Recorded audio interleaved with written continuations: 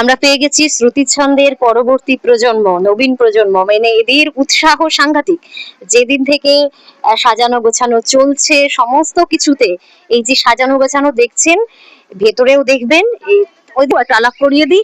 আর তোমার নাম কি জানো? শ্রেয়ান। আচ্ছা, বিহু বলো কেমন লাগছে আজকে অনুষ্ঠান? ভালো লাগছে। আমি বিগত 9 বছর ধরে শ্রুতি ছন্দ আবৃত্তি শিখছি, তো এটা আমার 9 বছরের বসন্ত সন্ধ্যা শ্রুতি ছন্দে। তো আমার খুব ভালো লাগছে, আপনারা অবশ্যই আসুন। আজকে পরিবেশন রয়েছে তোর আজকে? আমার আজকে প্রযোজনা হচ্ছে মনীষী মঙ্গল কাব্য ও বিদ্যে বোঝাই বাবু মশাই, শ্রুতি নাটক। শ্রুতি নাটক, আচ্ছা, তাহলে সবাইকে একটু আসতে বলে দাও। অবশ্যই, আমি তো বলেই দিয়েছি, সবাই কিন্তু আসবেন। আজকে কখন আসবেন একটু বলে দাও। আজকে সন্ধ্যে 6:30 রবীন্দ্র ভবন, রঘুনাথগঞ্জ। খুব ভালো। তুমি বলো, দর্শকদের কি বলতে চাইছো বলো।